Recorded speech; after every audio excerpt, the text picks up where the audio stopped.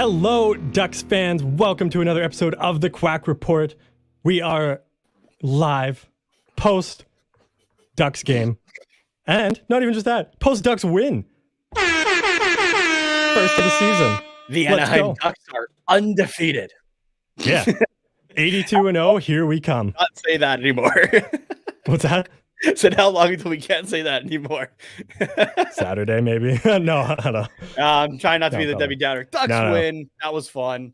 That was a good time. Roller coaster of emotions. Jesus Christ. Shout out to, I don't remember your full name on YouTube because I just called you Eminem.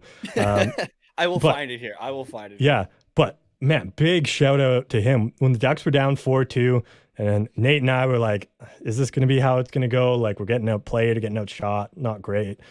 Let's, like,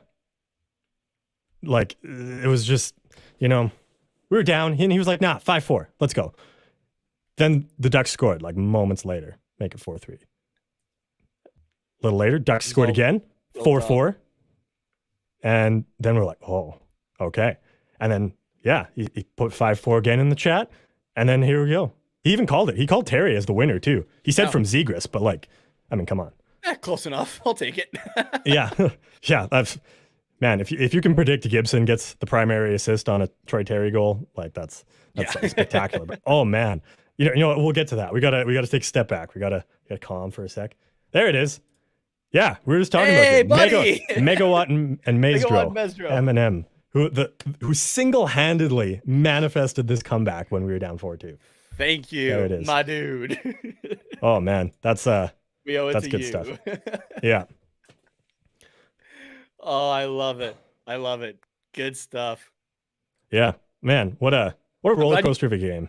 I'm glad you popped in the chat there, Eminem, because I was trying to find. They normally on the THPN streams, like after it'll show the chat, and it's not showing the chat. So yeah, I think it has to little upset for a split second there, and then there you were. Yeah, I think it has to like process, you know. Yeah, a little bit. So for some reason, but yeah. Speaking of processing, though, currently as we're literally 5 minutes from wrapping up the stream, and it does take YouTube a little bit to figure out how many people exactly tuned in. Currently we're sitting at over 400 of you hung out with us to watch that home opener. So thank you very much for that. It was a lot of fun, and we are happy to be back. Much appreciated. Thanks. Shout out to you guys. That's awesome. We had Ali well before the episode even happened, before the game even happened. Quack checking in from the Honda Center, and here she is again saying, "Oh hey, welcome back. How's it going?" Seattle Sports Diaries. I hate life being a Seattle fan is the world's hardest jobs. Hey, you can't say that after your Mariners beat my Jays. Okay, keep that to yourself right now. And then Eminem saying, may the power of Perry and Getzlaf compel you. I love it. That's just 2 points in the bank there for your neck tattoo of Perry, Getzlaf, and Zegras. It's coming when the Ducks win the cup. So I love that. Lots of fun. Yeah, the watch along was great. Everyone that's carrying over for the post-game reaction, we appreciate very much. Everyone who's listening to this on Thursday on your favorite podcasting app, we very much appreciate it as well. Yes. Yeah, and Ali, because you were at the game, how was the atmosphere? Because it sounded loud sounded very in loud. There especially after that 4-4 goal. Like that was big. So place was bumping. So it was good. Why didn't they give Gibby a star? It's a good question. I know Troy Terry was the first star, but I missed who they said was second and third. I mean, he had 4 goals against, but he still somehow faced 48 shots. He still somehow had an over 900 save percentage here. I do have the stats out. Why am I looking at my phone? Yeah, that's a 917 save percentage. That's fine. He's the reason we were still in the game. Jesus Christ. Yeah, right? Like he doesn't get enough love. Strome and McTavish. That's fair. They had good nights. Yeah. There was a lot of good teams to choose from, or players to choose from. Yeah. So hey, what was it? John Gibson was the highest star or had the most 3-star nominations in the season last year by a bit. Yeah, might not be the case this year. I mean, I know that's a completely pointless stat, but it might show that he's not the only guy doing stuff every night. Yeah. Which and there's going to be nights where that is the case. Very right? welcome. So, yeah, that is going to be the case some nights. But Ali says it was pretty loud. Silly, they said it was sold out though. There were quite a few empty seats. Yeah, I noticed that does there happen. Was, but I guess with season ticket holders, especially. But yeah, and I mean, like a lot of people go and they like just stand as well. Yeah, that too. Like they find not everybody's in their seats. Yeah, yeah, that is true. So. But yeah, it looked like it was almost sold out. But there was still like a few empty, like patches, I guess. I don't know. But yeah.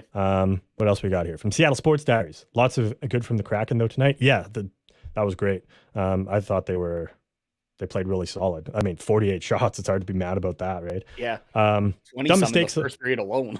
Yeah, dumb mistakes though cost us. Ryan Donato is continuing his dumb penalty tradition. Want him gone. Yeah, not a good look.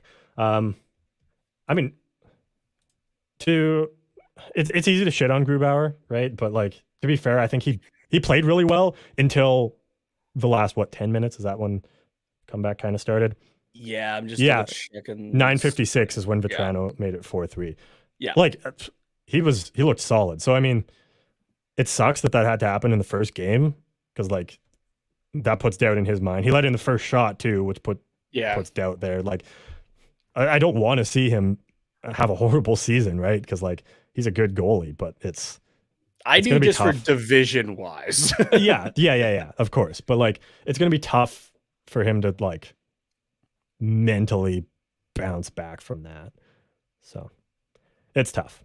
But we're a Ducks podcast, so we won't get too down about Grubauer because we got John Gibson. Gibby should have definitely been the first star. He definitely should have been up there. Yeah. I mean, it's just so hard to only pick three sometimes. Like you could have picked Vetrano as well. He had a good night. Klingberg I've been talking for a long time, dude. We have been going for a few hours. So I guess just to preface this episode, this first part will be live, and then we'll let you know when we're transitioning to pre-recorded stuff from earlier today, before the game. So just because we both do have to get up fairly early in the morning, so so we pre-recorded all the news, but obviously we couldn't talk about this. So what else we got? So we've been talking for at this point 6 hours, 5 hours, 6 hours, somewhere in there. 5.5, I think. Yeah. So we've been going for a while here. Yeah, exactly. Ali says Klingberg is so good. Glad we got him. Yeah, he had a phenomenal night. Yeah. If he keeps it up, right? Like and depending on where we are in the standings, could be an easy sell for a big haul at the deadline. Could be, hey, would you like to stay in Anaheim? And he signs an extension. Yeah, so, it's a win-win, I think, either way. Yeah, I don't want to bog this conversation down because we had a good night, but I did hear on 32 Thoughts today on their Western Conference preview, Elliot Friedman's, I guess, kind of long shot predicted that Klingberg would finish the season in Edmonton. That was kind of his long shot. Oh, that's my night ruined. Yeah, so so that's the prediction. But that's only if the Ducks aren't in playoff contention. If they are, they're keeping John Klingberg around. Absolutely. Because he was phenomenal on the power play tonight. That is a bold take by Elliot too, though, because like Edmonton's not going to want to give up much to a division rival, even if they're not like competing against them for playoff spots yet. Yeah, right. Yeah. So you don't want to give up your future to who you're going to face. Yeah. Although, interesting. Yeah, it depends. So we'll talk about that another time, I think. But it was just an interesting thing because I was like, I don't know if that makes sense for either side really, but we'll see. Elliot, the season that like at that point hasn't even started yet. Yeah. Don't do that. Oh yes, I was looking at John Klingberg because he phenomenal night for him. Really calming presence on the power play. Our power play was 2 for 3. He made some great passes and just like everything flowed through him, and it just seemed like way more competent than we've seen in past years, I thought. Yeah, absolutely. Yeah, you're not wrong there. So yeah. You had another comment here from Seattle Sports Diaries. Oh yeah, I was just throwing it up on screen, but Seattle Sports Diaries wants the Ducks and Kraken to face off in the playoffs. His childhood team versus his hometown team, and that's the dream playoff series for him. Yeah, I mean, we kind of talked about that on the watch along tonight. Like in 5 years, you're going to have Zegras and McTavish down the middle in Anaheim, and Beniers and Wright down the middle in Seattle.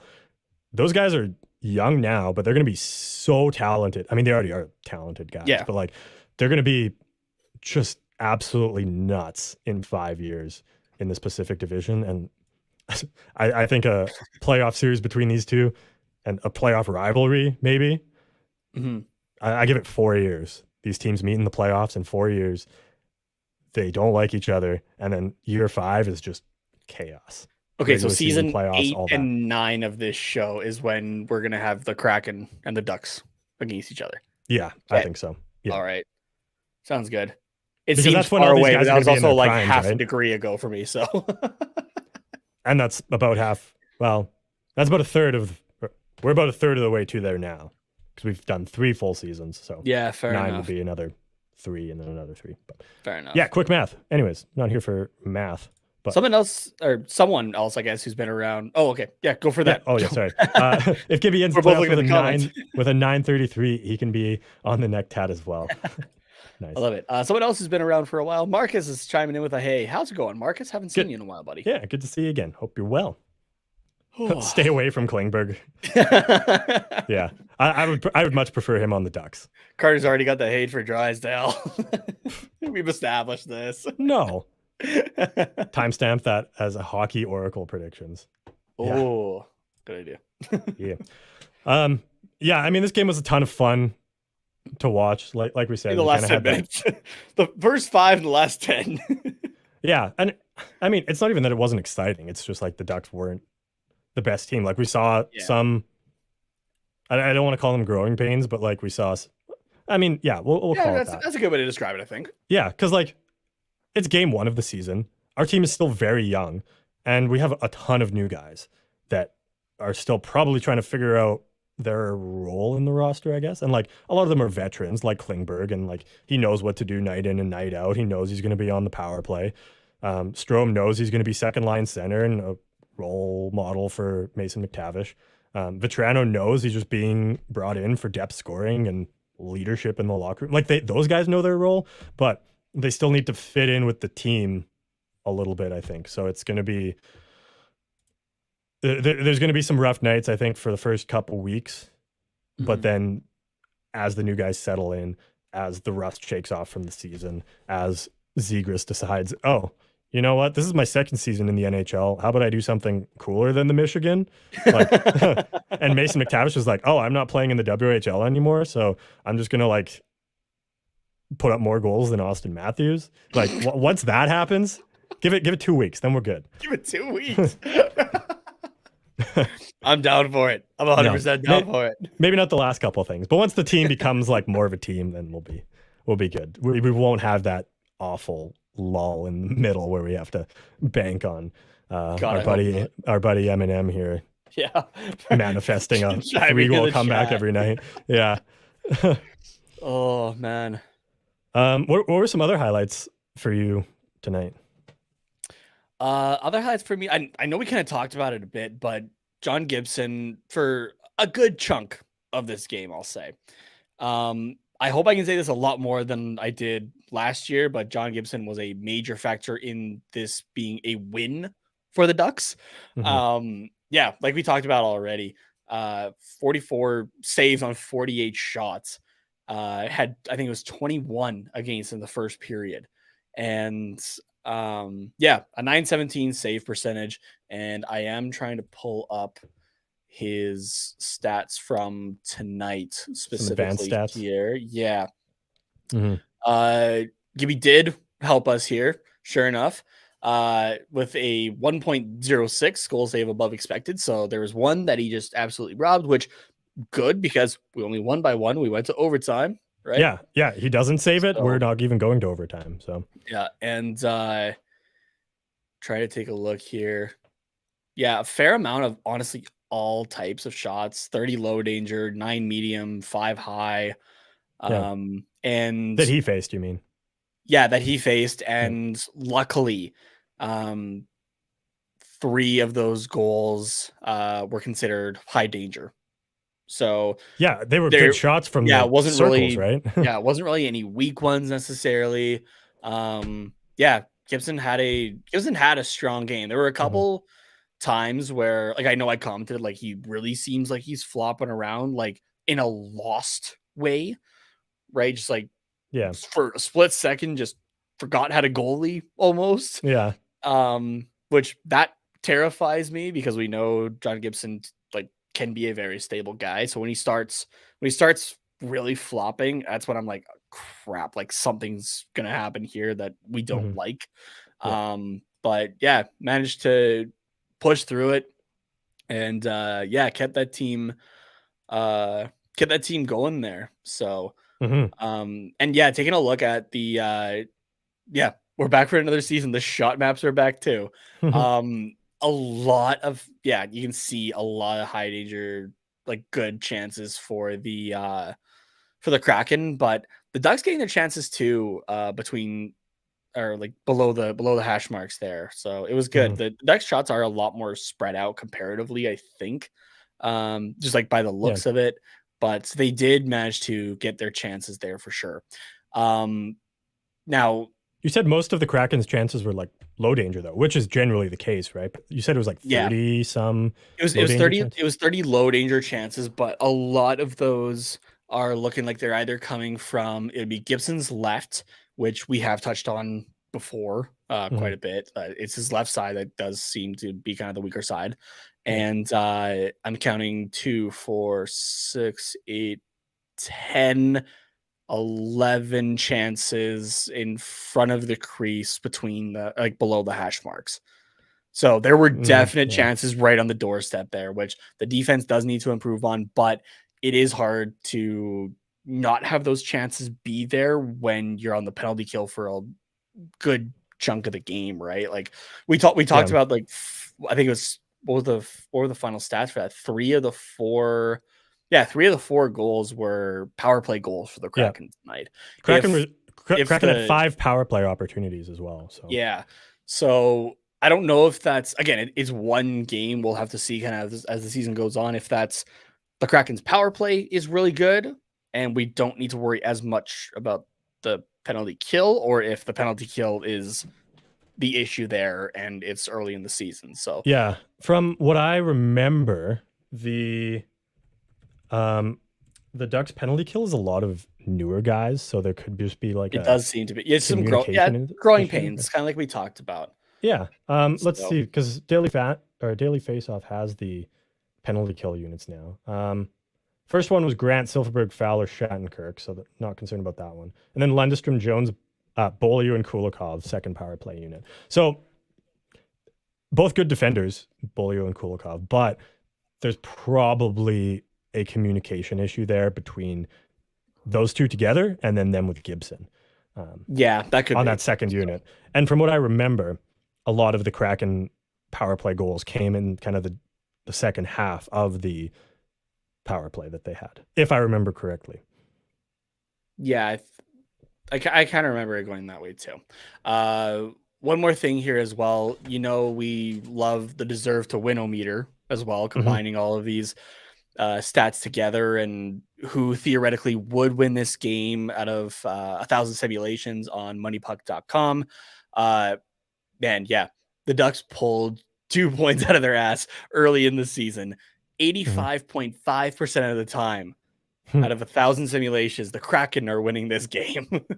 Yeah, So I'm yeah, not surprised there. John Gibson, yes, was again the stars don't matter, but in terms of like the 3 stars, but John Gibson maybe should have had that Yeah, be considered. he So he held us in the game when we had no business being in the game, yeah, namely the uh, first period and the first bit of the second period. So yeah, time on ice leaders for the forwards, top three. Trevor Zegras at 12:31. It looks like Troy Terry at 11:50. sorry, Troy Terry And at what? Troy Terry at 11:50 That's it. and Ryan Strome at 11:14. That's what they have listed here for now for all situations. It might That be seems different on the NHL seems app wrong. though. Like for Trevor Zegras to have 20 minutes, but the next closest only have 11. That seems weird. Okay, NHL.com is listing Trevor Yeah. Zegras as having 18:09. That sounds a bit more right. Yeah, Troy Terry at 1920. And Ryan Strome at 1817. So still your leaders anyway for the forwards there. Yeah. So that at least did line up. And what else can I pull up here?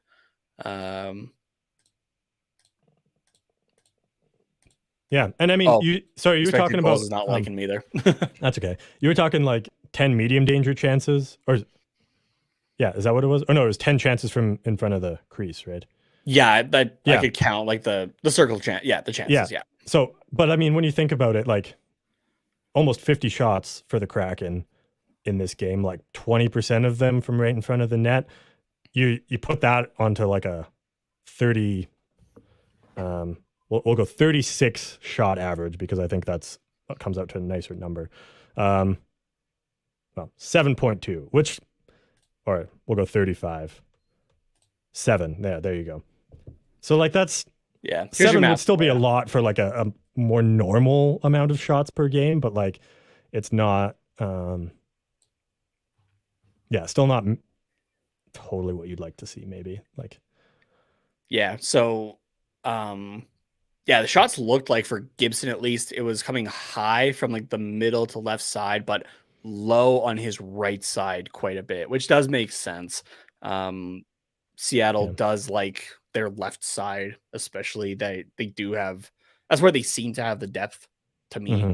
Yeah. On paper at least. So that totally makes sense. Along with those 3 high danger chances being right at the circle there on that left side. Yeah, not surprising there.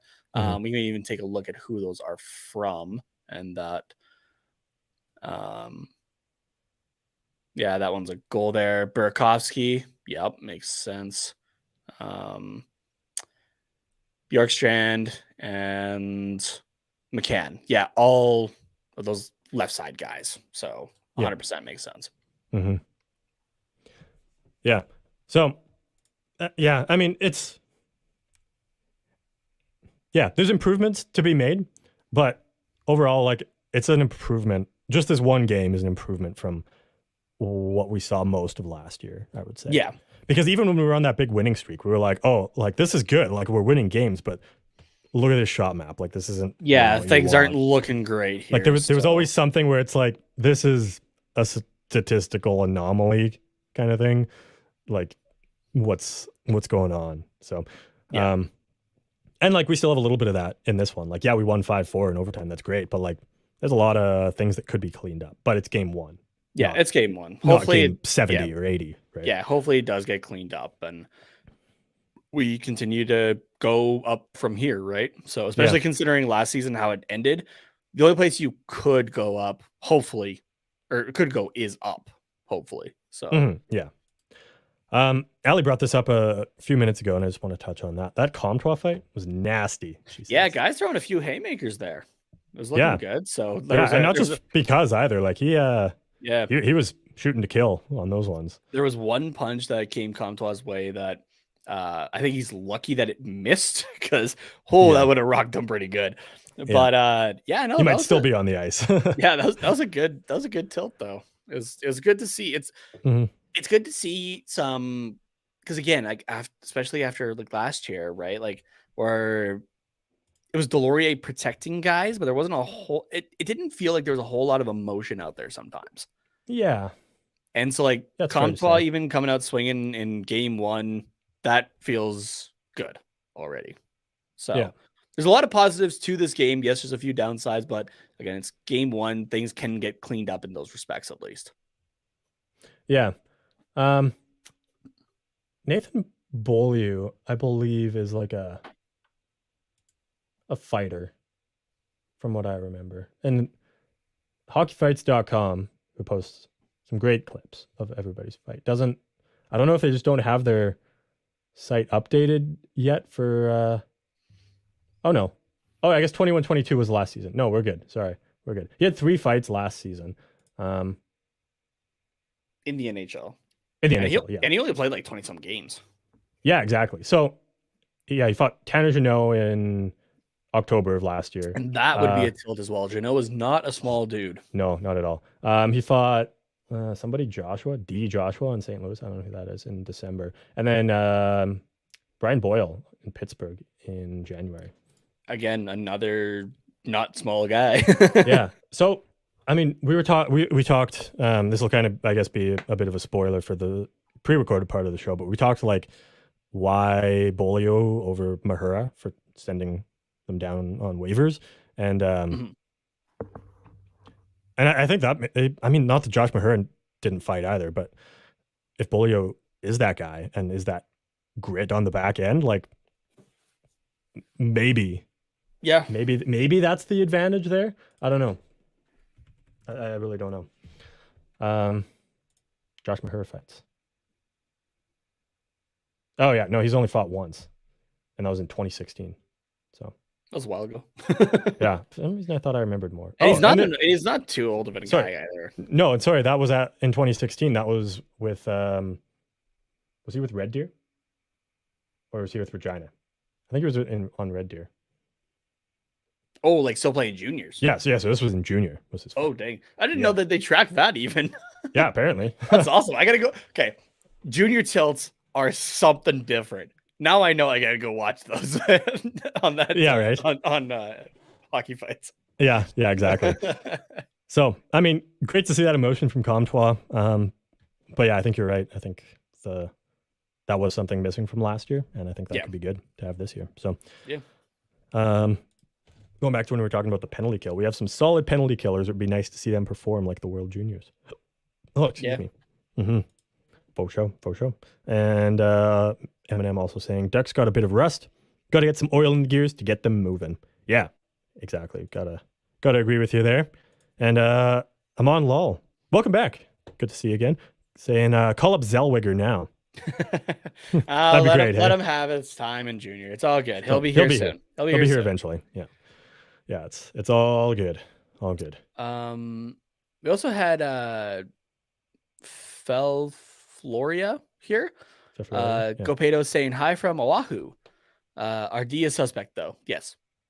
Yeah, we've talked already. Yeah, the defense needs a little bit of working, but it'll come, I think. Mm-hmm. So yeah, no, that's fair, Herman. I would have liked to see him get his 9 games as well. I'm very surprised that he didn't, unless they're like banking on being able to get him into the 9 games at the end of the season, either because the Ducks are way out of the playoffs, or they're in a playoff spot and they're like, or we have injuries, let's get Zellweger in later in the season. I'd like to fill in for injuries, like to think it is that last few games of the season type deal. Mm-hmm. I'd like to think it is that, which does make sense because the Ducks aren't in a position to be really contending yet. No, so it does make more sense. Yeah. So, because that's when NHL teams will kind of back off a little bit if they're in playoff spots, and typically at the end of the season, you're against division rivals more so. Who are pushing for those spots, right? Or it's done already. Yeah, so. and it's a better taste of what the NHL is like than trying to get that feeling out process. Everyone's trying to get their guys their 9 games in, or whatever the case might be, right? But let's look at Matty Beniers last season. All right. Just because we just played him, right? Yep. But he's, I think, the prime example of bring a guy in at the end of the season into real NHL games and see what you actually have with him. Mm-hmm. And it's not like beginning of the season for him either. Like he would have played his entire junior season already, right? Or no, he was college. He's a college guy, isn't he? Beniers? I believe so. Yeah, doesn't matter. Anyways, his season was over, but he had already had all of that practice in, right? So he was in form already, I guess. And in that 21-22 season for the Seattle Kraken's last 10 games, Matty Beniers had 3 goals, 6 assists for 9 points in his first 10 games, which is nuts. And I think the only one he didn't get a point in was his very first one. Nope. Which one was it? It was it was kind of in the middle against Dallas, but he had a point in every other game. But that one. So I think that could be a good time to bring up Olen Zellweger. Yeah, I do have one more comparison because you brought up Matty Beniers for the end of the season. I think a better comparison even is a guy like Owen Power of the Buffalo Sabres now. Yeah, there you go. They brought him in at the end of last season. And yeah, Power and Beniers, if I'm remembering this correctly, University of Michigan. That sounds right. Yeah. If I remember correctly, together. Yeah, Owen Power came in last year for the last few games of the season. 8 games played, 2 goals, 3 points, +3 with 2 penalty minutes, 10 shots. Again, this is Buffalo as well. Yeah. So, kind of similar spot I feel like Anaheim might be. So yeah, I do like that idea now that we're kind of talking about it out loud of try Zellweger at the end of the season, and then he's not sitting with it the entire junior year of I had the taste of the NHL and now I'm back here in a way. Yeah. Some guys can kind of take it as a bit of a slight, but like trying to keep it positive as best as they can. But if you give them that taste at the end kind of thing, and then, okay, now go into the off season and do your best to stay here. Yeah. And I think that I do kind of like that, actually. That's kind of the other option is kind of what happened with Mason McTavish, but I think he took it well because he started with the Ducks, got injured unfortunately, but then came back to finish up his games with the Ducks. And then so he had gotten that taste, but they had sent him back because he played well, but just not like well enough to make the team, and he was still young. So like, why would you have to keep him on the dumpster fire that was the Anaheim Ducks at that point? But he had gotten that taste. He's like, I know what it takes to play in the NHL now, and I'm just gonna play that way, but in junior, and I'm gonna play that way in the World Juniors, and I'm gonna play that way in the Olympics, right? So it's I think it worked well for him and probably his mindset. So this is where like the player development coaches, I guess, come in. Like, this is how this guy is going to react, and if we develop him this way, so let's give him the taste and then give him the season to dominate, and then he'll come into camp harder. And maybe with Owen Power, it was the other way around. Like, okay, let's give him the taste at the end of the season, and then it's like, oh well, season's done, so see you in training camp, and then they're not cutting him from the team, and then he's got that positive mindset, I guess, going into the off season to make it. So, but yeah, you're right. Power and Beniers were both with University of Michigan there. So yeah, and the Everett Silvertips as well for in Zellweger's case. Last year we're hoping to make a decent playoff push, and I'm sure they are this year as well. Right, like let the kid go play for championships right now instead of trying to develop on a team that is not going to be. Let's be honest here. Yeah. So let him get some confidence, and go for it that way. I like that idea. So yeah. Some other comments here from Floria. Yeah, we need to wrap this up because I'm losing my words here. Losing Manson was horrible. Yeah, it was tough. The toughness in the back end is gone. She also says, or he or they, we'll say they. I don't know why I went with she, so I apologize. For Floria also says, I like McTavish because I feel he's going to be the new Kessler. Ducks don't need another puck mover right now. For Zellweger's case. I mean, yeah, I guess we got Klingberg, Drysdale, and Fowler can to an do extent. Well to it. Yeah, I think we're fine there. Vakanainen when he's back. That's true too. Yeah, so I think if we do trade Klingberg at the deadline, then that's when we could maybe have that spot open for Zellweger. But yeah, and Freddie. Is that your name, Freddie? There we go. Cool. And now yeah, and Amon also saying Beniers reminds me of Datsuk. Okay, I can see it. Yeah. And I think I need to see a bit more, but I do. Yeah, for sure. It's definitely too early to tell, but yeah, I could see flashes here. Eminem, I was a huge Manson fan, but we had to let him go. He won the cup and we got good returns, which is true. Yeah. Yeah, I think everyone in Anaheim was sad to see him go, but yeah, you can't deny the good return we got, and then he got a cup. So yeah. True, but I believe they flipped Klingberg for Manson. Okay. All right. Is Colorado? I can go for that idea, but if Colorado traded for Manson last year, though, to bring him in as like we need like just a solid hitting depth defenseman. Why would they? I don't know why they would try and get rid of him at the deadline then, if he's the kind of guy that they're looking for at the deadline. So I'm looking at the follow-up from from Megawatt here. Call me crazy. I don't know if Manson signed another contract with Colorado. Yes, he did. Because he was a free agent going into this season. He did sign how long was it? Was it 4 years? I think it was 4 or 5 years. He did sign like long-term with them though. So that's why I'm kind of on that idea that you have. It sounds like that's where he wants to be. So I agree with Ali here. I don't think he will be coming back, unfortunately. So there was kind of that talk before he signed, right? Of like, hey, go win a cup and then come back, because it sounded like he did really like the Anaheim area, but it's all good. So we can we'll figure it out, right? He's 4 years, $4.5 million in Colorado. No trade in the first 2 years, and a modified no trade, being a 12-team no trade list in the last 2 years. So he's definitely not coming back for the first 2 years. In the last 2 years, maybe. Yeah. I would imagine Anaheim doesn't make it on his no trade list if they are a good team, like we project them to be, and like and if he liked it here, right? So, okay. Is there anything else you want to add here about this game, Nate, or you kind of good? Yeah, I think. Yeah, the only thing I got to say is like that's a great start to the season for the most part. So, I mean, it's great to start off with a win, start off with 2 points, and keep it going from here. So, ride that wave a little bit.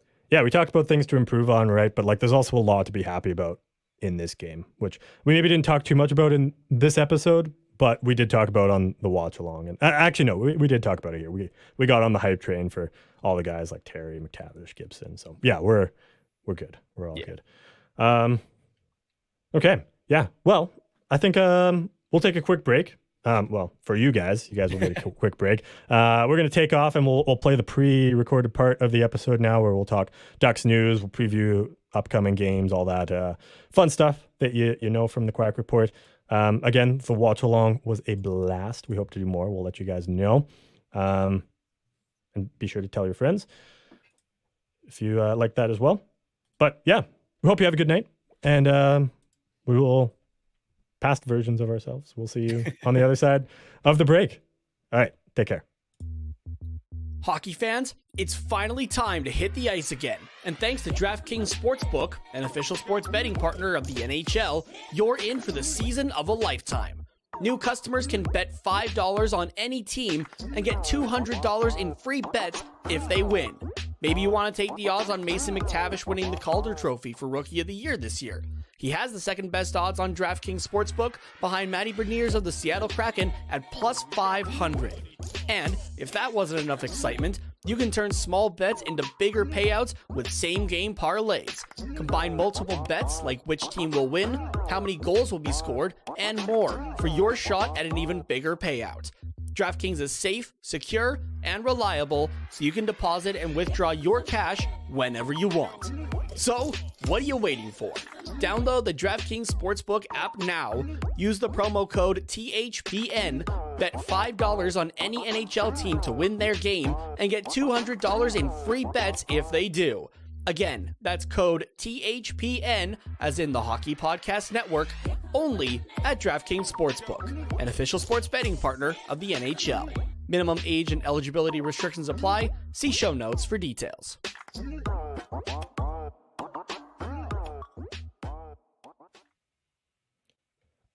All right, welcome back. We are now in the pre-recorded part that we recorded just before the game tonight. So just to cover some other news that's gone on since our last episode, which was last Wednesday. And I mean, these are all things that we may have talked about on the watch along as well. So it's possible you might have heard some of this stuff before, but also if you didn't tune in for the watch along, you're listening to this the next day, then you get all the juicy info and deets here as well. So Glenn Godden, we had picked him up in this offseason here, and he did not start the year with the Ducks. So we put him on waivers, and he has passed through waivers, and we've assigned him to the AHL there. We might see him at some point in the season. I think he's probably going to be one of those guys who gets the first call up in the event of an injury, but that's, if he has to go through waivers, it kind of depends. So we'll have to see here, I guess. But Nate, you have some stats on him and his contract, right? Yeah, we have talked about Godden before. He was for his NHL career so far, or his professional hockey career, we'll call it, I guess. He hasn't played too much in the NHL. Was primarily with the Calgary Flames system down in Stockton there before they've moved now to Calgary as well, which that's been a fun thing up north here to try to get used to. But last year with the Stockton Heat, playing 62 games, scoring 15 goals, 35 assists for 50 points. And then Stockton had gone on for into the Western Conference final against the Chicago Wolves. So Godden played in 10 games, scored 3 goals, 3 assists for 6 points. So the guy can definitely produce in the American League, but it's still yet to be seen if he can do it at the NHL level. I thought he might have had a chance just with how kind of the Anaheim roster was, that he may have gotten a chance, like bottom 6 minutes kind of thing, to kind of stick with it a little bit. Because like I said, he hasn't played much in the NHL. In total with the Calgary Flames, he played 9 games between the 2021 and 21-22 seasons, putting up 1 point. So he's still young though, isn't he? Yeah, Godden is 25. So okay. Yeah, so early 97. So yeah, there is still time for him, but it's just, he just needs to find that next step, and hopefully he can do that in San Diego. Because this is a guy that I think could contribute to the Ducks fairly well, especially offensively there. His numbers in the WHL, he's playing for the Swift Current Broncos. His last year of junior in 2017-18, yes, I know this is a few years ago, and the WHL is known for high scoring, but this guy put up 125 points in 67 games with the Swift Current Broncos, being their captain, 56 goals and 69 assists. Nice. And then same thing going into the playoffs that year. I believe the Broncos were looking to, like, they were like, was it 17-18 that they were like looking to win the championship, or like even a Memorial Cup, like a national championship there? It was around then. I don't remember though. They were poised to go hard. Like 24 games in those playoffs, 32 points there. So like, this is a guy that can produce offensively and has shown it in the past and is showing it in the AHL again. He just needs to be able to show that he can do it in the NHL, I think. So if you bring him up, I mean, it's not like Anaheim's really in cap hell or anything like that. But he is making, a lowly 762.5. So you're not too worried about a cap hit if you bring him up. Yes. Yeah. 762,000. I should, stress that. But you're not worried too much cap wise if you have to bring him up, or, kind of try to do cap gymnastics or anything. Yeah. The only thing is just like, he has to go through waivers like the majority of players anyway. But basically, if he does get that chance at Anaheim, you just got to hope that he sticks, and he's not having to be sent down, but producing if that time comes. So just to jump back to Swift Current here, since we had brought them up, the 17-18 year was the year they really went for it. That's when they won the WHL championship. I don't know what they did in the Memorial Cup, but didn't they bring in Stuart Skinner? They did, one B, I guess you want to call him, for Edmonton, for the Oilers. Yeah, they did. They brought someone else in from Lethbridge as well, but this article doesn't really say it. But that year was absolutely stacked. Yeah, that was a crazy year for Swift Current. The Memorial Cup that year was, it was hosted by Regina, the Pats, and included the Hamilton Bulldogs, the Acadie Bathurst Titan, and then Swift Current beating the Everett Silvertips 4-2 in that series. So okay. Yeah, I mean, the only names that jump out to me as NHL guys are Godden and Skinner on that roster. Um, some other ones like from the World Juniors, like Joel Hofer was on that team. Mhm. Another goalie. Logan Barloggy. Why do I know that name? Oh yeah, he played with Lethbridge and Medicine Hat for a year as well. But that Okay. was after being in Swift Current, so that's why Mhm. I would know him.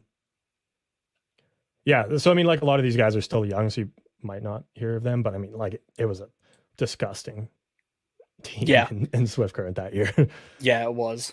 So, um, so yeah, I mean, It was one of the few times that you saw like a junior team make moves because they're like, we're going for it kind of thing. yeah, it Like doesn't typically, always like you happen. might Though. get like a move kind of thing, like which like that's like I said, that's not really uncommon, but Like with Mason a McTavish move, last year.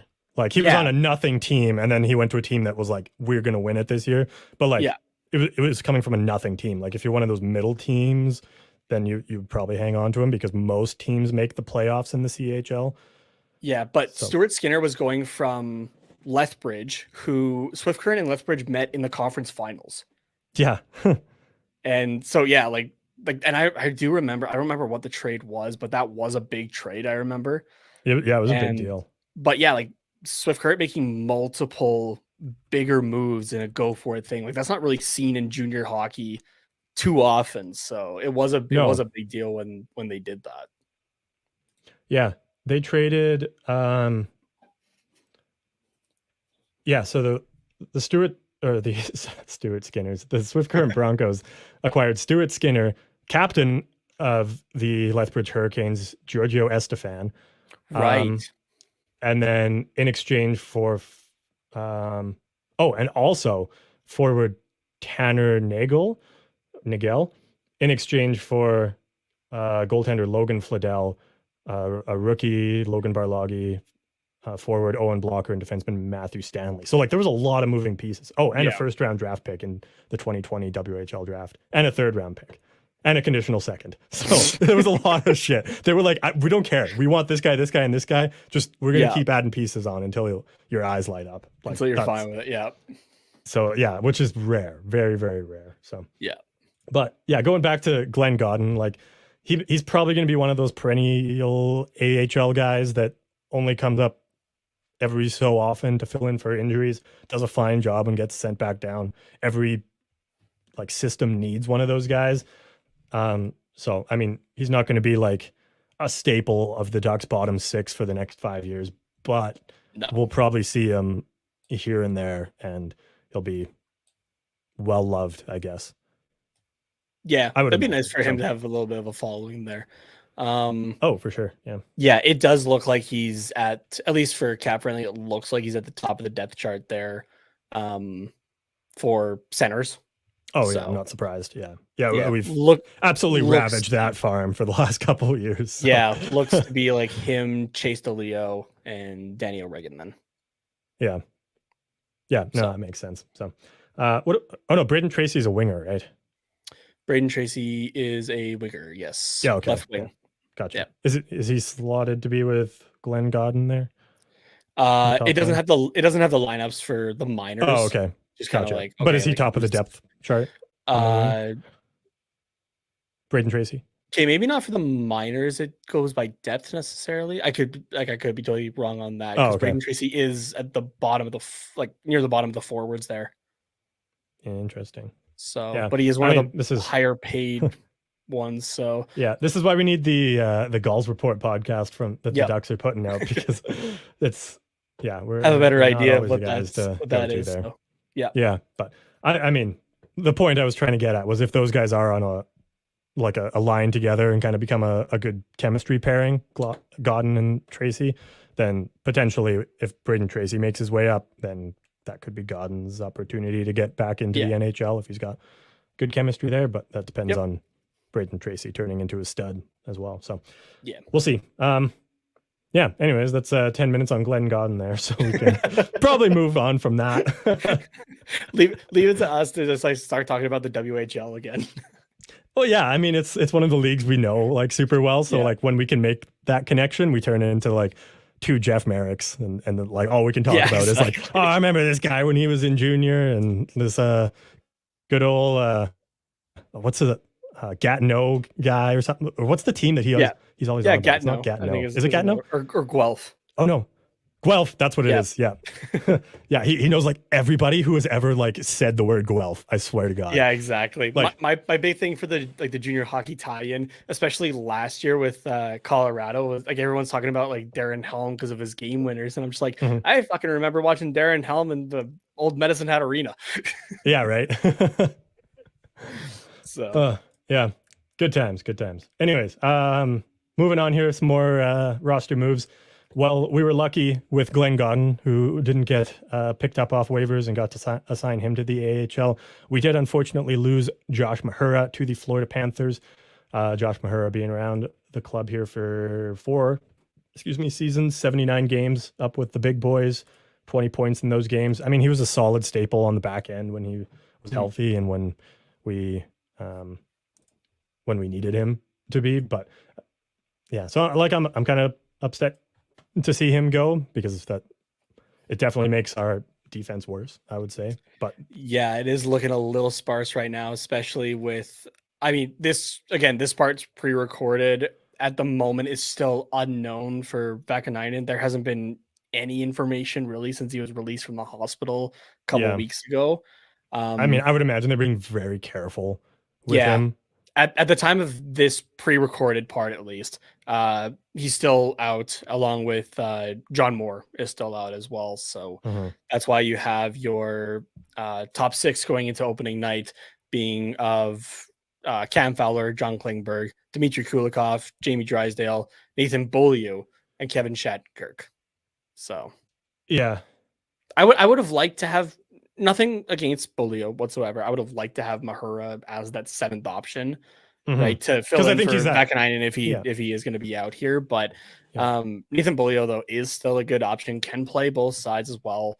A little bit more experienced overall, I guess, at 29, but that's where it would have been nice to have Mahura as the 24-year-old, right? Like just yeah, to build for later a little bit more. So yeah, yeah, for sure. Um, yeah, no, I haven't seen anything on John Moore's injury even, so I don't even know like when he's expected to come back. yeah, I don't think there's been anything put out No, about that. So which probably means he's not coming back tomorrow, kind of thing. yeah, So, or tonight, unless he just like magically, like they're doing. It wouldn't surprise me like with, John again, Cena like, style. yeah, just, and yeah, there's like they're doing the introductions or whatever, and they just randomly go, and number 5, Euro Vakanainen, and he just skates out, and everyone's just like, okay, I guess he's fine. Yeah. All right, cool. Thanks for letting us know.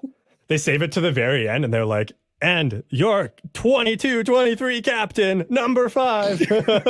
Could you fucking imagine? Oh my god, I would actually go like, okay, who gave Dallas Eakins the final say on captain this year? Yeah. Again, nothing against Vakanainen, but like, no.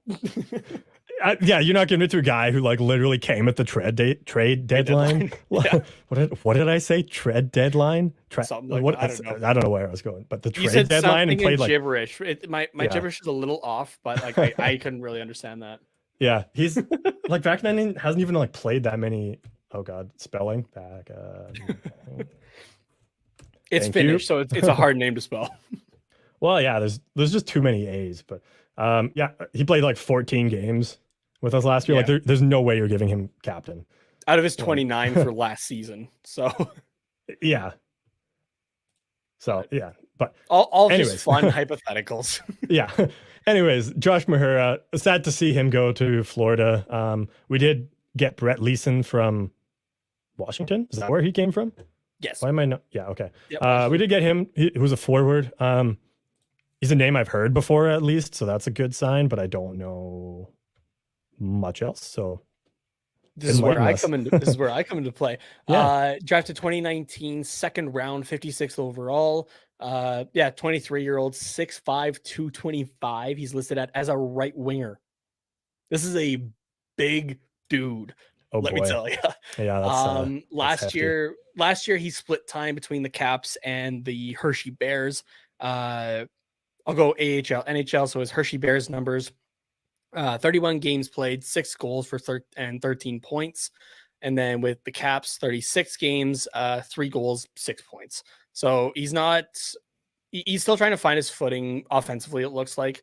Even in his previous 2 years with Hershey, 33 games, 20 points, 50 games, 14 points. So he's starting to figure it out. He is, from what we've seen already, and again, I guess this is after the game anyway, scratched for tonight's game. But just somebody to fill in on the right side there if need be, because that's another position that we can be sparse quickly if guys go down.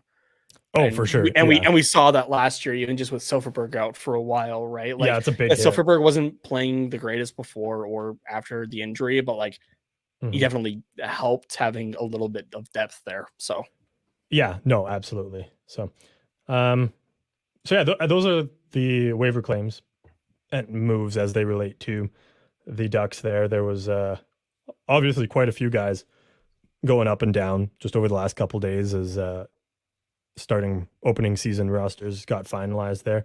I think the most surprising one, though, for me, and I think probably for you too, because we talked about it briefly off air, was Connor Ingram going from Nashville to Arizona. He got claimed off. Yeah, that was a tough position for Nashville. I'm sure they saw it coming. But yeah, Connor Ingram claimed by the Arizona Coyotes there. He'll probably back up Vejmelka.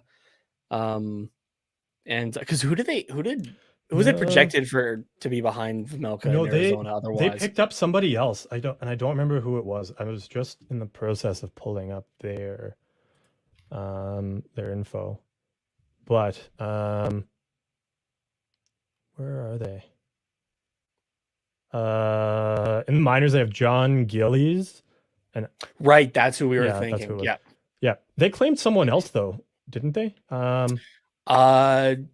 Yusuf Valimaki, defenseman from Calgary, is who they claimed.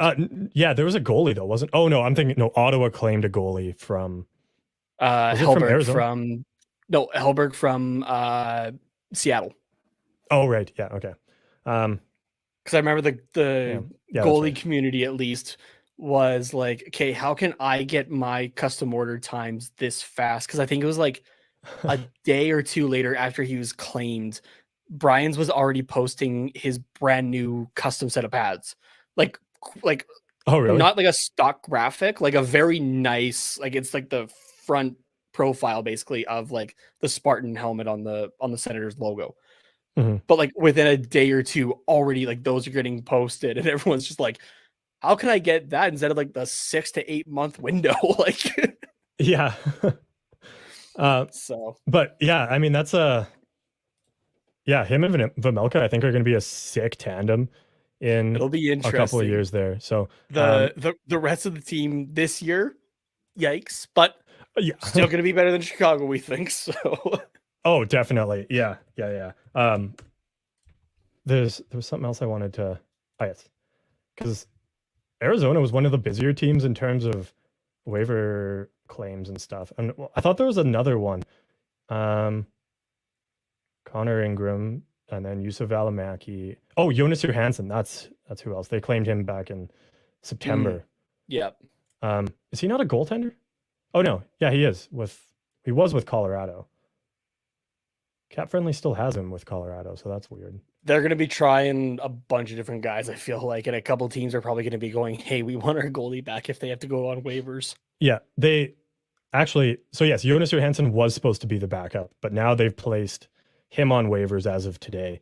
So it's possible Jonas Johansson is going somewhere else, but that basically means Connor Ingram is going to be the backup. Yeah. Which Unless he's waiver exempt, is that maybe what they're doing? I am not sure. Give me the name one more time. I'll take a look. Connor Ingram? Oh no, Ingram wouldn't be waivers exempt because that's how Carolina or Arizona claimed. Obviously. Yeah. Oh, but he has to. Isn't there? I was confused by this. I tried to ask this question on Twitter to Money Puck. Is there a limit for how many games? Like I thought when you claimed a guy off waivers, they have to be on your roster for a certain amount of days or a certain amount of games before you can send them down to the minors? Um, Once the season starts, I mean. I thought it was 30 days, but now I can't find where I had heard that. That feels like a long time. Because remember too, the reason that Vejmelka is even an Arizona Coyote was that he was playing over in Finland, and he was the goalie for the Finnish national team for the Olympics. Yeah. And was playing really well. And Toronto was in goalie hell for a little bit there too. Oh, right. And we're like, hey, like this Vejmelka guy, let's give him a chance. So they signed him, but he had to, because you're bringing a player over from Europe, they have to clear waivers. And so Arizona's just like, fuck you, and grab Vejmelka. So Vejmelka signed a contract to play for Toronto specifically. And they, next thing he knows, he's probably getting a call from Arizona going, hey, so you're actually not going to be a Leaf. You're going to be a Coyote. Yeah. And he's probably like, this is not what I signed up for. You know, absolutely. Okay, fine. You absolutely know that Arizona did that. And then they got a call from Kyle Dubas, and they were like, "What the fuck? Why are you taking a goalie?" And they were like, "Austin Matthews, or we're keeping Vejmelka." And then Dubas hung up the phone and figured something else out. See, now I feel like that's the second option, or like it's like second most likely. First most likely, fuck you. You're the Toronto Maple Leafs. Yeah, nobody likes you anyway. Yeah. I think I forget how it came out, but like teams do claim guys from the Maple Leafs just to fuck with them. I forget where I heard that, but like that, I remember that did come from like a legit like insider. Oh, really? Like that teams do that, yeah. So this is a case where it just worked really well for Arizona, I think, because they got a decent goalie out of it. Yeah, I mean, I'd say so. He was solid, and then they signed him to an extension, and he's going to be the guy for at least a few years. So yeah, he signed until 24-25. Yeah, Ingram, however, has this season, and then he's an RFA with arbitration rights. So that'll be interesting to see what happens. Yeah. So, but I mean, claiming Connor Ingram off of waivers from Nashville when he's supposed to be a stud and was probably going to be the backup in a couple of years when he was ready, like that's a big dick energy move there by Arizona to do that. Absolutely. And you got the shirt on too. I fucking love that shirt still. I need to get one. I need to make it. I'm trying to figure out how to make it a tank just with like our branding stuff. Yeah, because I want that. I want that as a tank for the gym. I feel like that should be like the perfect gym shirt. Yeah. So big duck energy move there by the Coyotes. Just, I was gonna say down the road, but I mean, I guess they're kind of down the road. Kind of down the road, kind of now. Yeah, you're like halfway there. Yeah. Living on a prayer. Yeah, and for any newcomers that are tuning in, this is where that originated from. So come for the WHL and random other hockey talk on top of your Ducks, and stay for the horrible puns that even dads would be ashamed of. Yeah, but yeah, the Arizona Coyotes claiming Connor Ingram is a big energy move. Yes, it is. It's a what now? A big energy move. And Vejmelka signed for 3 more years, so give me a third time. A big energy move. Thank you. Hell yeah. Big duck energy move. That's big what duck, it is. big dick. Yeah. For any kids listening, it's a big duck. Big dock. Big dog, yeah. Which sounds like the middle ground. There you go. Middle of the road between dick and duck. Dock. Sure. What else we got here? Oh yes, the Ducks named the 21st Duck the other day. And then for those that don't know, it's because your standard hockey roster is 20 players.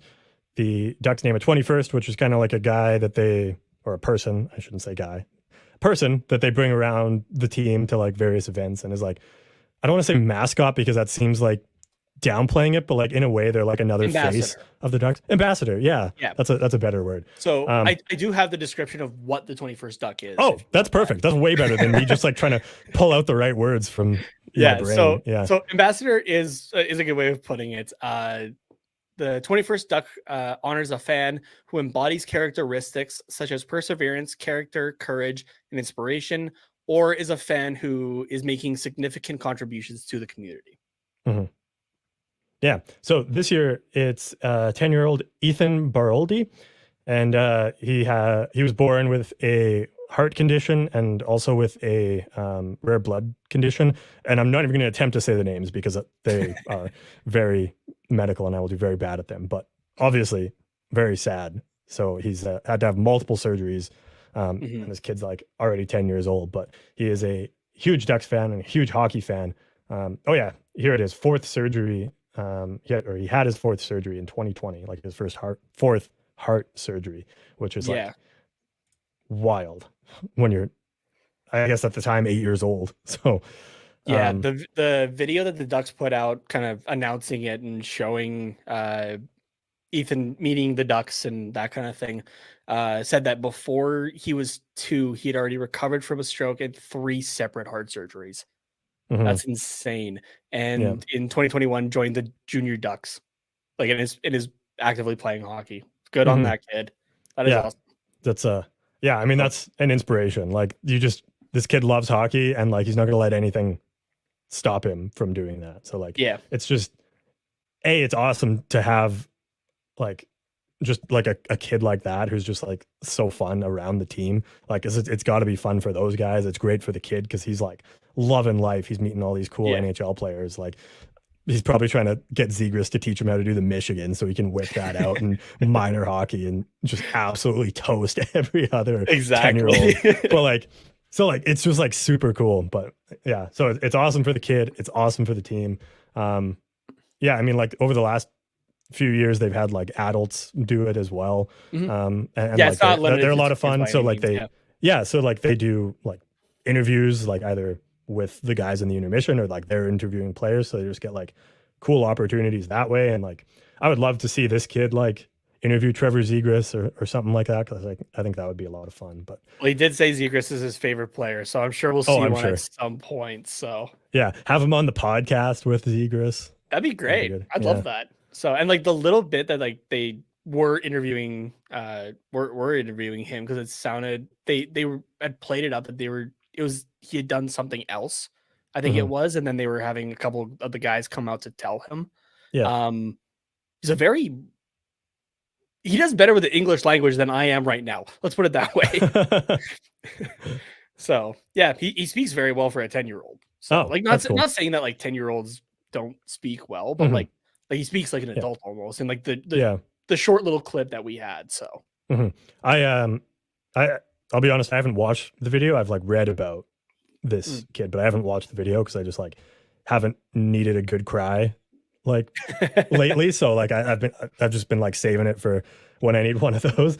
And so like so I'm not like 100% sure on like what this kid's story is. Like is like are his like conditions like terminal or like are like he's had these 4 surgeries and like now he's good, he should live a long happy life and may need another surgery down the road, like kind of thing. But I don't think it's anything terminal. I think it's just something that he lives with. I have no idea exactly. So gotcha. It didn't seem like it was anything that was a terminal thing now, at least. I mean, the kid's going around playing hockey, so yeah, that's fair. Yeah. Okay. Well, that's good. Like, it's obviously not great that he's 10 years old and like has these awful conditions that prevent him from being a kid. But like, but at least like, because like, I know sometimes teams will bring around like kids, like almost like Make-A-Wish Foundation kids where it's like, like they might only have like the year to live. So like, we're going to give them as much as we possibly can. And then like, I love those stories, but like, it just like, makes me so sad like all the time. So but yeah, it's good that they can do this for someone who's not like terminally ill as well, because like obviously this kid deserves it. So I'm not trying to say like, oh, he's not going to die, like why did we choose him? Like it's still good. I just want to be clear. I just wanted to be clear. Okay. On that note. Anyway, so oh my god, coming back full circle, I'm excited to see what they include this kid in for this season, because I think that's an awesome opportunity. Yes, I'm excited as well. Yeah. Okay. What else we got here? Okay. Yeah. I mean, we don't want to end on this next topic, I guess. So we shall. So yeah, let's talk about it.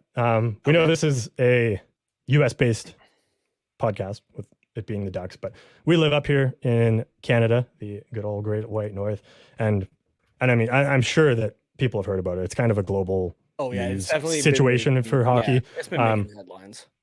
Yeah, but it's obviously something we don't, I guess, want to talk about, but it's something that needs talking about, and I guess I should say what it is. It's the Hockey Canada whole situation has been awful. The sexual assault, I guess, allegations, and the what's the word, like the dealing slush of it. Yeah, and like the slush funds for for paying off these sexual assault victims as a result of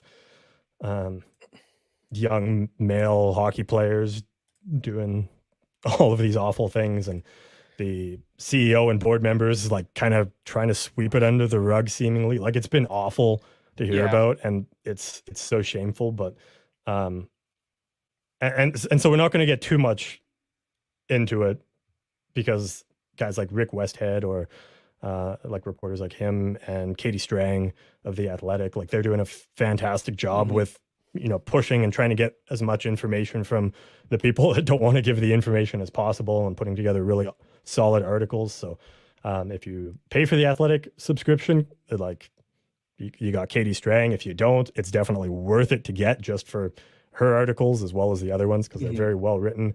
Rick Westhead is with, I believe he's with TSN, right? Yeah. So I mean, his articles are great too, but like, so those two are the people to follow for that. But Katie and Rick were also the people who were spearheading the Kyle Beach and Chicago Blackhawks stuff, right? Like, they are in on this stuff hard at this point. Rick West had even put out a tweet the other day saying that, like, a parent of somebody had come up to him at a Starbucks and said, like, as soon as this NDA is gone that's on my kid, like, we're coming to talk to you, because there's stuff that needs to be told here. So, like, just the Kyle Beach thing alone has allowed people to feel confident enough to finally come forward, which is fantastic, right? Like, it's, if you are somebody that's listening to this and you've dealt with anything like this, like, you're not alone, and there are people that are there to support you. And I'm sorry if you do feel that you are alone, or that you can't come to talk to anybody about it, and no one's pressuring you to talk about it either, though, right? When you're comfortable, there are people out there who will listen and help you and that kind of thing. So I just wanted to put that out there. If we joke all the time of like, oh, DM me for, whatever stupid shit that we're talking about on the show. If there's something like that, though, that you want to talk about, my DMs are open as well. But yeah, to cover it up the way that Hockey Canada has, and to continue to try and sweep it under the rug, like, after things have come out about it, to defend the different leaders of Hockey Canada, and almost like, or like this the other day, like, straight up call themselves the victims in this whole situation. Like, it's disgusting. To put out, to have a marketing firm put out a survey that, in between a bunch of other questions, is straight up asking, like, on a scale of excuse me, a scale of like 1 to 4, 1 to 5, the media is blowing this conversation out of proportion. They did that. Did you not see that? No, I didn't. Oh yeah, it was the media and something else are blowing this situation out of proportion. Like, it's disgusting, and it's like, I'm happy that only one jersey in my collection has the Hockey Canada logo, and it's very tiny even at that. All the other ones I have are Olympics and that sort of thing, which, yes, Hockey Canada is a part of, but that specific Hockey Canada logo is only on one jersey. And even then, I might try to get rid of it even. But yeah, it's just, it's appalling for what these people are doing, to think that they've done nothing wrong. And for the reason we're talking about this today is that the CEO and the rest of the board of directors did step down this morning, or yesterday morning. Sorry, Tuesday morning. Yeah. Yeah, Tuesday morning. Otherwise, I'm not sure if we would be at the point even to talk about this yet, but like massive change has finally happened within the organization. Finally started. Yeah. Yeah. Yeah. Sorry, I guess not happened. Yeah. There's still a lot of stuff that needs to happen to for Hockey Canada to, if they are going to, even we'll have to see if Hockey Canada dissolves and a new entity comes into play, which is something that's been talked about for a long time, especially with the people who were at the head of it, digging their heels in the ground. It's like, okay, this might just need to get demolished entirely and something else take its place with better morals, essentially. Yeah. It's shameful, even as a Canadian, that the people who are running, like, hockey is, and again, this is an American podcast, but hockey is Canada's sport. It's so ingrained into this country as a whole, right? That the people at the top of the highest organization in it are, oh no, we didn't do anything wrong. Our victim, or not, like, are pulling out like whataboutism essentially in front of the Canadian government. That's another thing that just like they're saying this stuff in like, you are on trial here and you're saying this in front of representatives of the Canadian government here. Right? Like, for Americans to understand how Canadian politics work necessarily, they're basically on trial in front of senators is the American equivalent here. And they're telling them, no, we didn't really do anything wrong, or like they're defending themselves against it, right? Like, there's yes, saying that you're guilty and even just being apologetic. They weren't apologetic whatsoever, and it was just they had no absolutely disgusting. Last week was Andrea Skinner, who was the director of Hockey Canada and one of the interim board chairs, who had defended the organization, was the one who did call out, like, oh, we're the victims in this situation. She resigned over the weekend on Saturday. If you're an MLB fan, Blue Jays, Seattle were playing on Saturday night. In the middle of that game is when Andrea Skinner put out her resignation letter, essentially publicly. PR move, that's great, but it's for shit reasons. Basically, you're trying to hide it in the middle of everybody's focus is over here. Yeah. And it's, oh, okay, nobody will really notice this then. You're Andrea Skinner, piece of shit. And correct me if I'm wrong. She was saying Hockey Canada was the victims because all of their major sponsors had pulled funding from like the men's hockey programs. Yes, right? So many of them were pulling funding, and even after Andrea had said those things, more pulled it over the weekend. I believe it was Nike and Bauer, which Nike is the jersey supplier for international hockey, right? It's the States, it's Canada, it's Latvia, it's Germany, it's like everybody wears a Nike jersey. So and all the clothing is done by Nike as well for Hockey Canada. Bauer pulled sponsorship, and that's all of their equipment is sponsored by Bauer. Is Bauer gear. So like, and then even just from like a literal on ice sponsorship, right? Like, you're suddenly trying to you'd be finding a different jersey supplier or something like that, right? Yeah. And so they pulled their funding over the weekend, along with other massive entities. Over the last week was like Canadian Tire and Tim Hortons and that kind of thing. Which, like, they're the ones that are like, oh, this is the big money ones. Yeah, because money sponsors. They sponsor things like during the men's World Juniors, where it's like either with board ads, or it's like, this is the this isn't the case, but it's like, oh, the Canadian Scotiabank power play kind of thing. Like, all of that stuff is like gone. So it's unfortunate that the only thing, it wasn't even anything human or empathizing that had them step down. Mhm. It was okay. It was money at the end of it, Yeah, which that's what fucking caused sucks. it. Yeah, It and fucking sucks. it's awful that it had to come to that. Like, it's fantastic that these companies were like, no, this isn't right. Like, we need to do something about it, so we're going to pull funding. And then that's like the only way that Hockey Canada listened Yeah. to and was like, oh, maybe we're doing something wrong and we need to try and do something else here, And because everything else yeah. wasn't working. They didn't give a shit. So And there was and I know this week as well.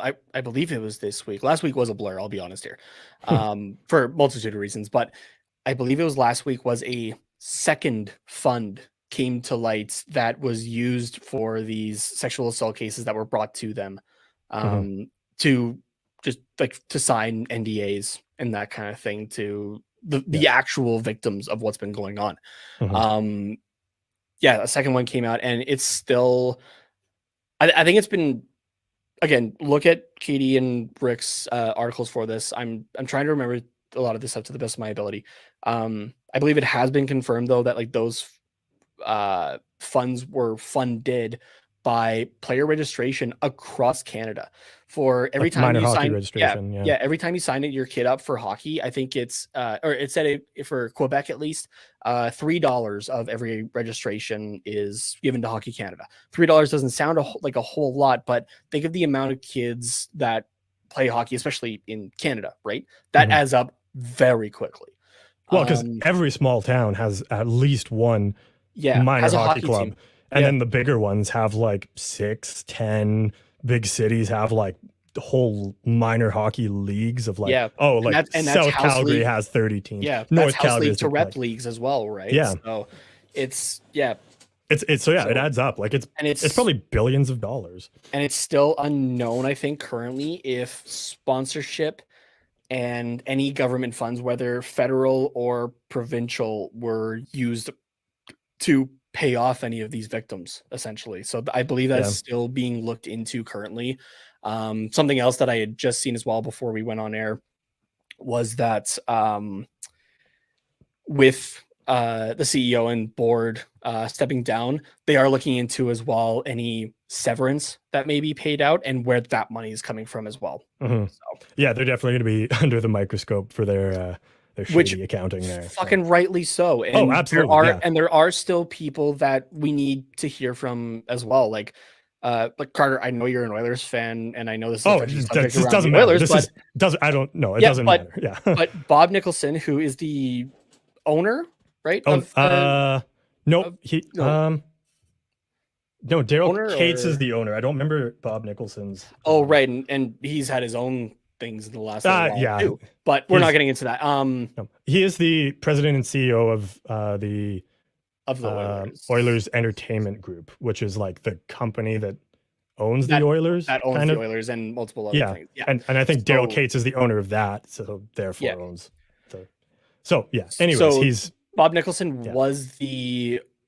I believe was the CEO until 2014 of Hockey Canada as well. I think so. Yeah. Yeah, and so, and they like the government of Canada still hasn't been able to get Bob Nicholson even to appear in court. Essentially, no. It sounds like it is going to happen in the next week or two. I don't remember. It has to eventually. You can't hide for that long, but it's just like that. None of this has, like, there's still a lot of people we need to hear from. Essentially. Oh yeah. And Bob Nicholson, you might be thinking, well, Bob Nicholson was done in 2014. What does that mean? Well, it's because that like they basically came out and said like, yeah, we get at least like 2 of these a year kind of thing. And there is one that we haven't heard as much about yet, but there was another case that came out for the 2003 junior team, which probably there were guys there that have played NHL careers at this point, like are retired after being done. Like this goes back years. It's not just a 2018 thing. This is massive buildup that is being uncovered. So he was there from 98 until 2014. So that's 16 years. Like that's a long time. Like he definitely has he knows stuff, some knowledge, or he was the guy that came up with the idea. Like he is associated in some way with it. He has to be. Like there's no possible way that he's not.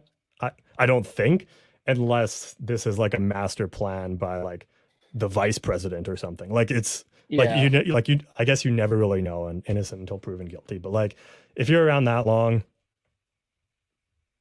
Yeah. So you would think. Yeah. This is still obviously a developing story in terms of what has happened. I know for Hockey Canada, as it is currently, with the board having all stepped down, again, thank fuck it only took you 4 months of Yeah. in-depth investigation and trying to cover your own asses.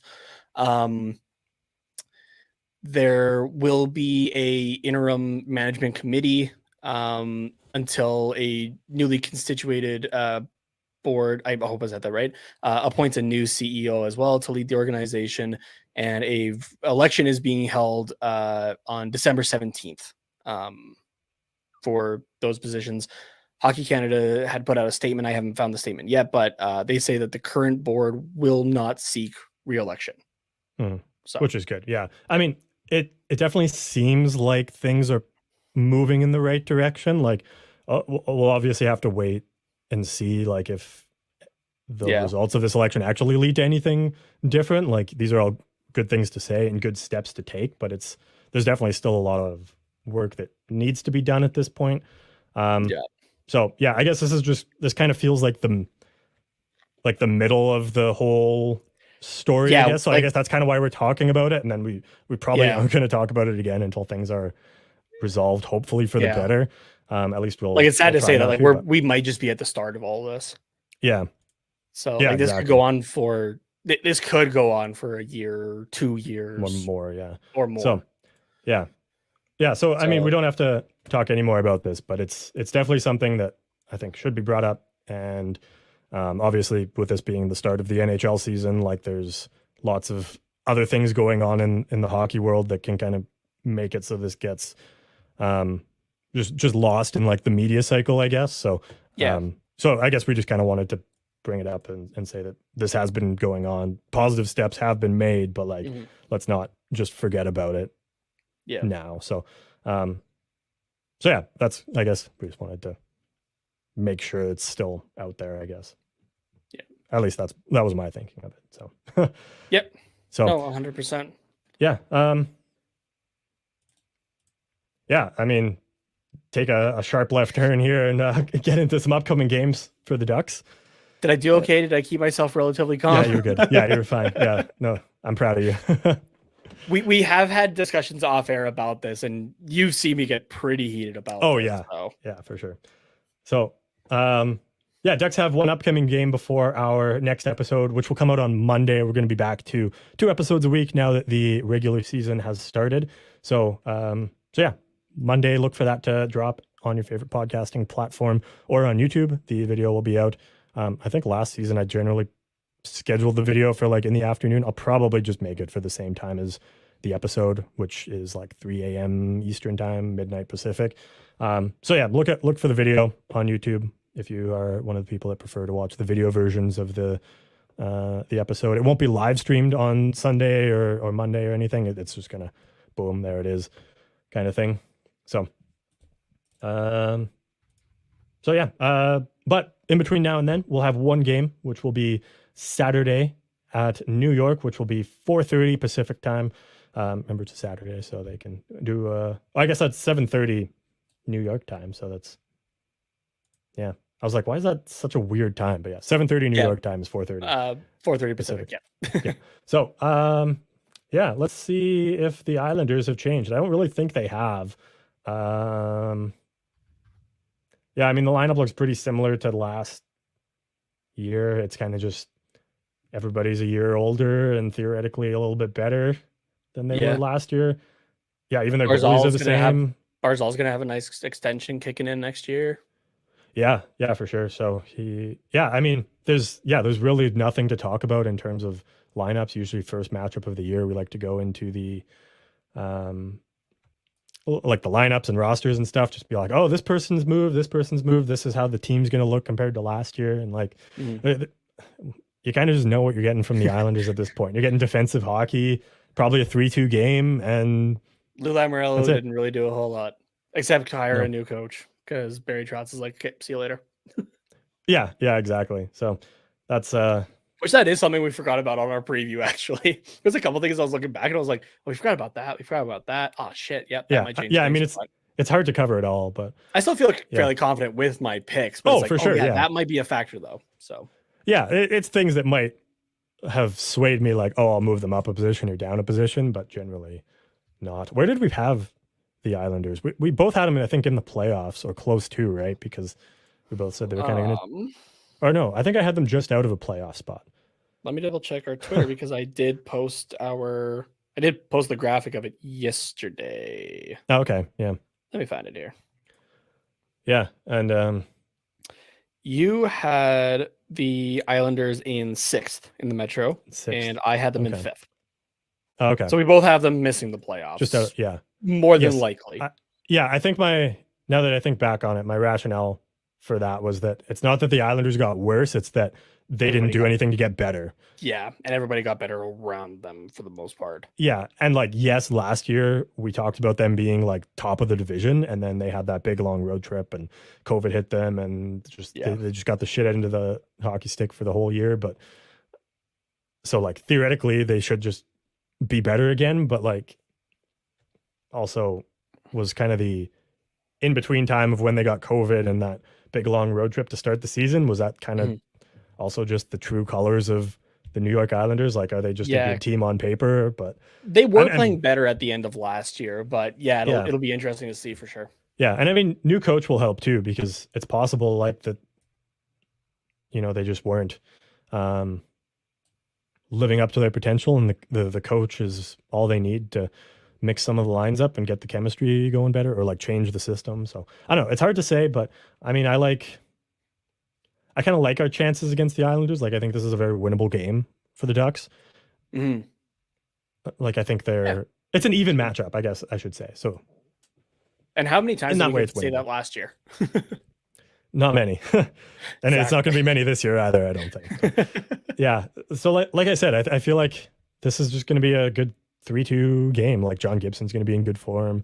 Others' defense might be a little rusty. So like, these are the kind of games that you want to get wins out of in October, because you never know if you play the Islanders in, say, March, like you might not get that because they're playing a solid defensive structure. John Gibson has been run into the ground and doesn't quite look so winnable. But at this point in the season, I think we should get 2 points out of this one here. Yeah, that'd be nice too. Yeah, I'm calling first week of the season, have 4 points. That'd be great. Yeah, I mean, again, we're pre-recording this part, so like that could age this very could already poorly. be redundant. Yeah.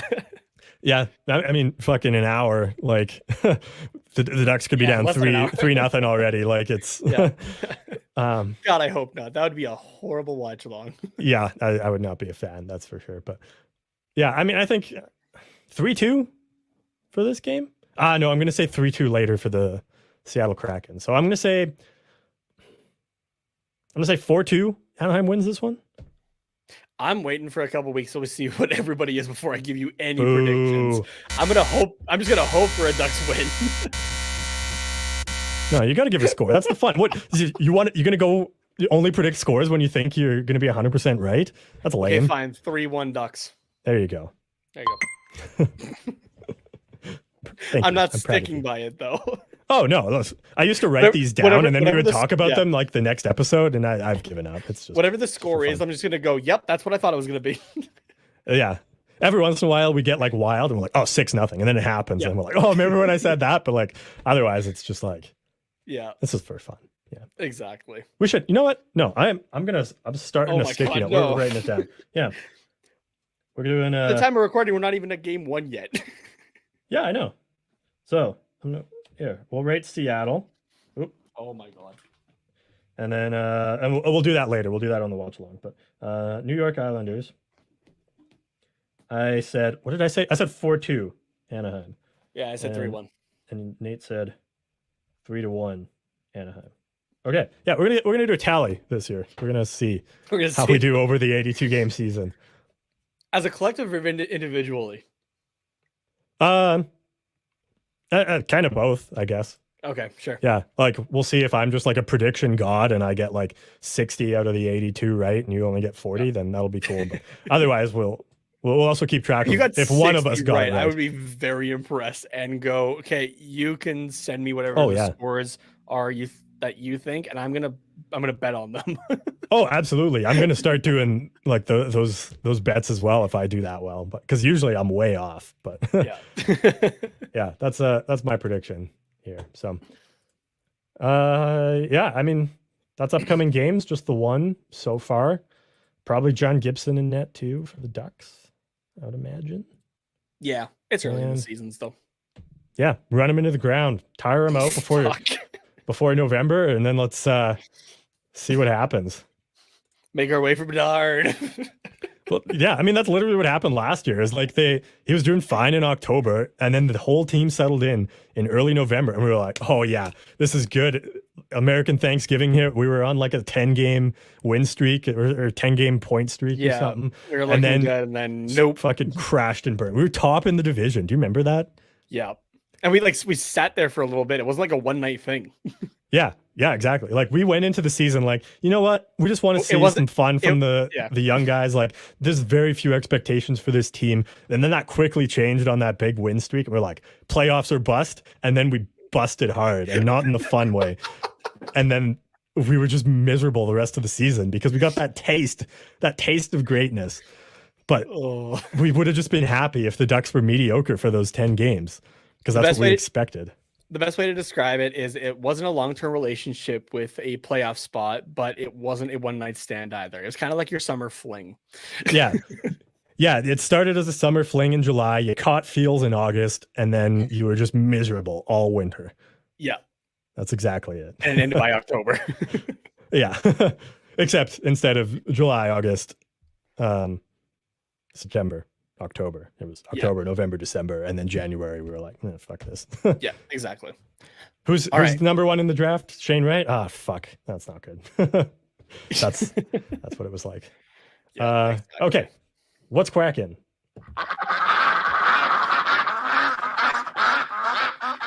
All right, so I've had this one set aside for a little bit here. This was a post by user Keep It Shark on Reddit. So Carter, you and I are a big fan of Jackbox games. Yeah, those are good. You do own it.